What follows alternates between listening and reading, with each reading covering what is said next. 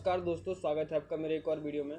और आज के इस वीडियो में हम बात करेंगे यदि आपके घर में 5 महीने से लेके 3 साल तक का बच्चा है तो उसके लिए यह वीडियो बहुत ज़्यादा हेल्पफुल होने वाला है आपके लिए। देखिए क्या होता है कि जब हम बात कर रहे हैं 0 से 1 साल के बच्चे के लिए, तो क्या होता है कि जब हम इतने छोटे बच्चे को ना मिल्क फीड कराते हैं, ठीक है, फिर उसे घुमाने ले जाते हैं तो देखा होगा आपने कि मिल्क फीड कराने के थोड़ी आधे या 1 घंटे के अंदर उसको ना डकारें आने लगती हैं, वॉमिटिंग करने लगता है। या कई बार आपने देखा होगा कि नॉर्मली खाना खाने के बाद या बिना खाना खाए ही छोटे बच्चे के पेट में सूजन सी आने लगती है। आप जब उसके पेट को ऐसा पंप करते हैं यानी प्रेस करते हैं तो आपने देखा होगा कि हल्का सा आपको ऐसा लगता है जैसे पेट में कड़ा हो, या पेट में हाथ मारने लगता है और रोने लगता है। तो इस कंडीशन में आप समझ लीजिए उसके पेट में दर्द है, यानी कि अगर फ्लूटेंस हो रहा है, ठीक है, या पेन हो रहा है या उसको इटिचिंग हो रहा है, ठीक है। तो इस कंडीशन में आपको क्या करना चाहिए? तो पहले तो मैं आपको सलाह दूंगा कि आपको अपने नज़दीकी डॉक्टर से तुरंत मिलना चाहिए। लेकिन यदि नज़दीकी डॉक्टर नहीं है तो देखिए यह एक ड्रग आता है, कोलिरिज करके एक ड्रॉप आता है, देख लीजिए। और इसमें जो ड्रग है ना, इसको नोट कर लीजिए। ज़रूरी नहीं है कि इस ब्रांड नेम से आपके पास मिल जाए, बट इसमें ड्रग है ना, डिल ऑयल, फेनिल ऑयल, सेमिथिकॉन, देख लीजिए, यह सब जगह अवेलेबल होता है। तो आपको कुछ नहीं करना है, यह एक ड्रॉप लेते आना है, ठीक है।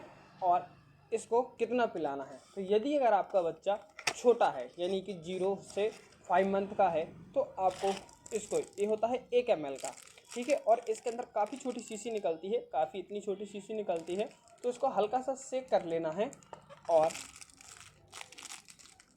हाफ यानी 0.5 ml पी लिए, ठीक है। लेकिन यदि इससे बच्चा बड़ा हो गया है, करीब 1 साल का है, तो फिर आपको इसको 1 ml पिलाना है।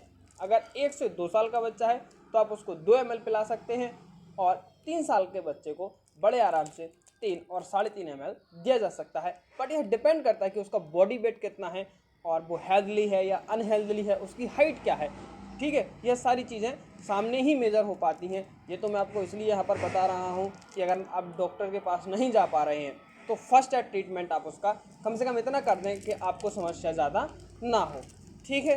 अब इसको देना है, डोज तो मैंने आपको बता दिया। अब इसको खाना यानी कि इसको लेना कब है, तो आप इसको खाने के बाद दीजिए। क्या होता है कि कई बार खाने के बाद ही इसको सुबह शाम दिया जाता है। क्यों? क्योंकि जो समस्या बनती है वो आफ्टर फूड के बाद बनती है, या तो ठीक से पच नहीं पाता है या गैस बन जाती है, ठीक है। तो इसको आफ्टर फूड के बाद देना है ताकि यह सारी समस्याएं बने ही ना। अब कितने लंबे समय तक आप इसको दे सकते हैं और इसके साइड इफेक्ट क्या है, तो देखिए इस ड्रग को मोस्ट ऑफली आप मान लीजिए 3 से 4 दिन दीजिए। अगर इस ड्रग को आपने 3 से 4 दिन दिया, किस किस को, डिल ऑयल को, फेनल ऑयल भी, सेमिथॉन को, कोलिरिज ड्रॉप को, यानी आपके यहाँ जो भी मिलेगा, ठीक है। और अगर उसको आ रहा रिलीफ नहीं मिल रहा है 3 से 4 दिन में, तो आप फिर किसी पीडियाट्रिशियन यानी कि बच्चों के डॉक्टर को अवश्य दिखवाइए। मोस्ट ऑफली कितने का पड़ जाएगा आपको, तो यह अलग अलग कंपनी का आता है। जैसे ये 85 है तो आपको 70-80 के आसपास तो हर कंपनी का जो भी आप लेंगे पड़ेगा ही पड़ेगा। इसका साइड इफेक्ट क्या है, मान लीजिए आप नौसिखिए हैं और आपने डोज ज़्यादा दे दिया है, तो चिंता की कोई बात नहीं है, परेशान मत होइए। ज़्यादा इसके हार्मफुल डोज है नहीं, हो सकता है बच्चा आपका वॉमिट कर दे, हल्के फुल्के लूज मोशन भी लग सकते हैं, बट समय के साथ यह ऑटोमेटिक कंट्रोल हो जाएगा, ठीक है।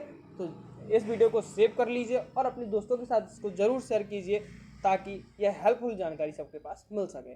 ऐसे ही मैं अलग अलग वीडियो सभी के लिए आपके लिए लाता रहता हूँ। तो अगर कोई क्वेश्चन हो तो आप मुझसे कमेंट बॉक्स में पूछ सकते हैं। आप मेरे चैनल पर नए हैं तो चैनल को सब्सक्राइब जरूर करें। धन्यवाद।